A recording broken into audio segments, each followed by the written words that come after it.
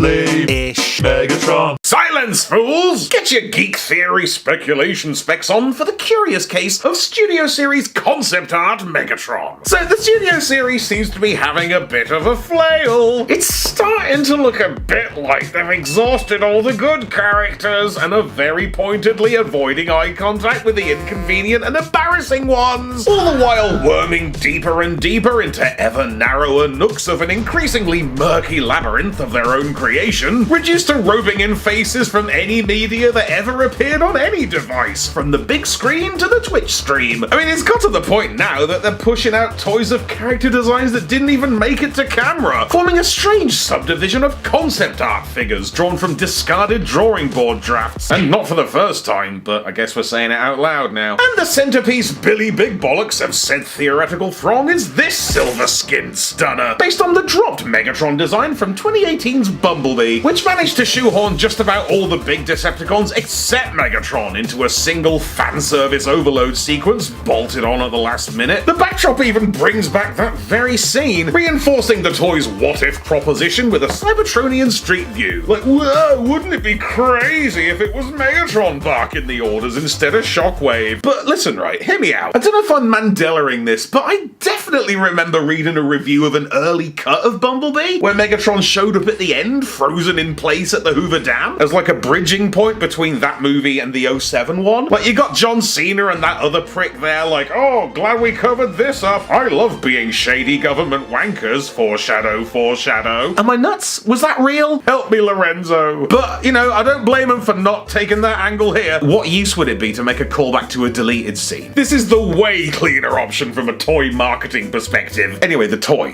Yes, team, this is your big leader-class mainline Megatron for 2024, and as a robot, I feel pretty comfortable saying it's glorious. Gorgeous. Glorgious, even. Simply a supremely striking stab at a hyper-mechanical Megatron to match the Bumblebee aesthetic. All hard, heavy outer armor and churning internals. Nicely matching the freak of his Decepticon cohorts in an evocative update to Megatron's traditional artillery villainy, leaving behind Bayverse Megs' tumbleweed tangle for invincible platinum-esque plating. Like the head's a smooth yet spiky spookster, like a melting pewter skull in a Ushanka hat, with a fiercely fragmented face that gradually reveals itself to you. It's uncanny. I can practically picture how it would move on screen, cheeks contracting and squirming as it drops the hardest dialogue you've ever heard. And check out the mighty Mega Torso, just an outrageous industrial engine block of aggression, a barely contained mass of roiling mechanical hatred encased in a cold steel carapace. Love that central breastplate proudly proclaiming Decepticon dominance. Hip skirts are hard and tidy and trim, and he's almost got the same back as Optimus Prime for some reason. Couple of hexagonal siege ports there, bonus. Arms are looking positively brutal, boasting most of the bot's actual colour in a single flash of fleshy crimson protruding from the shoulders, all shiny and square like carburetors. And the legs are some seriously seductive gams, long as the day, with deep core skeletal thighs like a Gundam inner frame, and showboat in silver shins adorned with sheet metal feet and tremendous kneecap blades. These are so sick, man, so huge and violent, and you gotta respect how invisible they become when nestled into the thighs. They're probably my favourite feature on the whole robot, but I feel weird hyping him up too much. Oh yeah, you gotta get the new leader-class Megatron. He's got brilliant knees. Love this kind of ramshackle take on the fusion cannon too. It's almost as if he threw together his ultimate instrument of destruction from like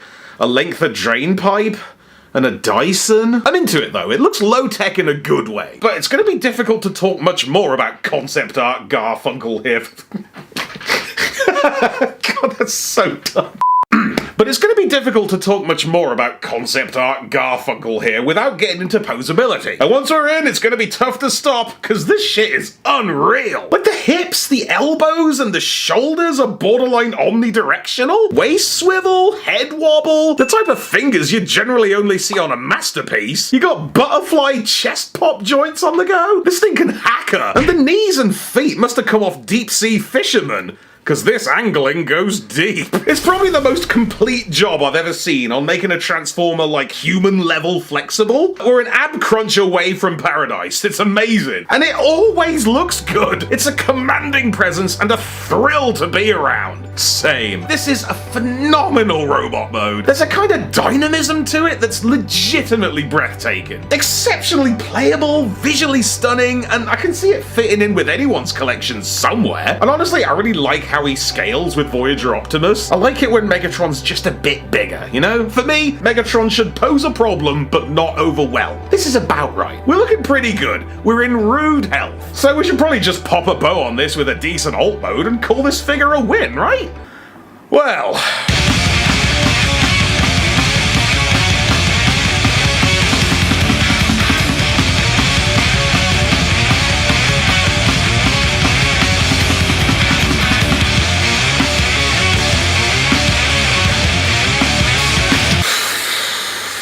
me. Is that even right?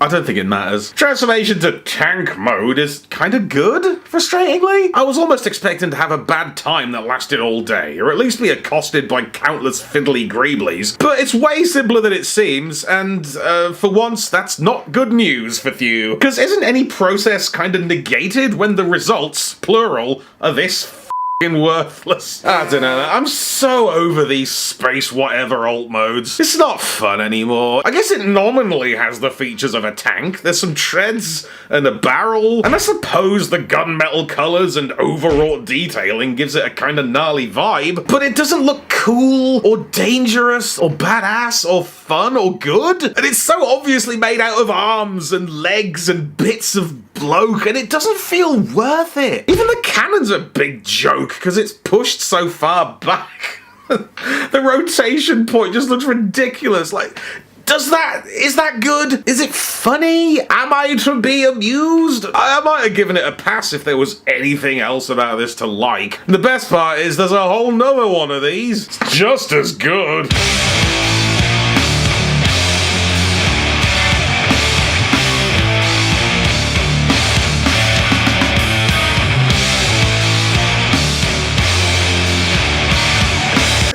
Flight mode's the same story. I mean, I guess it's kind of fun discovering all the sneaky little tabs they've put in there to hold it together. But are you really going to remember where all the bits go when the form is this vague? Hang about. Like, I don't even know if this is quite right, but like, so? Would it make a difference? I shouldn't be out here stressing if I've got it right, if it is this. It's just a big knot of nothing with like a Godzilla 2014 Muto beak sticking out of the crap cloud. It's nothing. It doesn't matter. And I guess that's not unusual for a movie Decepticon, but I was hoping against hope for something better. Because like Blitzwing and Shatter and Dropkick all had great alt modes, but I guess I should have been looking at Soundwave. And it's not like you can even fall back on any residual movie reference vibes, because this wasn't in anything. Like 07 Megatron's alt mode was nonsense, but the scene it was in kicked ass, so I like it. What am I supposed to get out of this? It's a big, stupid, mechanical cowpat of nothing, and I'm done. I don't know, man. I just hate that I feel this way. The robot mode is great. It's so good. But it's not enough. It's a transformer. A leader class transformer. And the act of transforming it makes it worse to the point that I don't like any of it. So what? Would I prefer it if it didn't transform? I mean, maybe.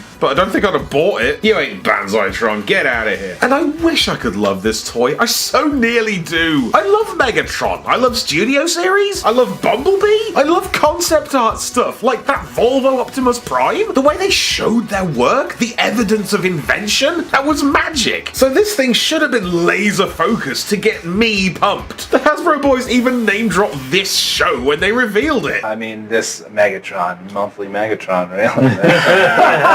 Well, there's a shout out. Yeah. That's me. I'm the monthly Megatron boy. I wish I could be that cheerleader, but I'm just not about it. You know what it is, don't you? It's Super Megatron. This is exactly the same experience as Super Megatron. Some long-forgotten left-field design dredged out of the weeds, given a triple-changer glow-up and a premium release with the full backing of the Hasbro hype machine, and it lands right on its face in a big puddle of mid. It's friggin' Pippa Middleton. It's Midianine. And in the end, the most interesting thing about it is the fact that they made it. The hype is the point. Concept art Megatron is a talking point that I paid 53 quid for the privilege of explaining to you. And you already know, don't you? What a mug I am. I'm gonna change it to monthly Megatron. I guess if nothing else, at the very least we can say the knees are good. Knees are good. Is Ebenezer good? Bye.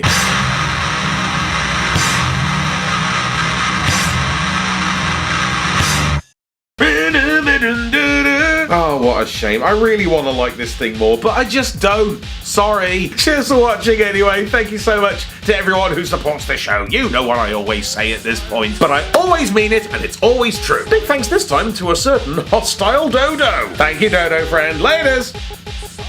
Be sure to subscribe for more Thew's awesome Transformers reviews. Limited appeal, keeping it real.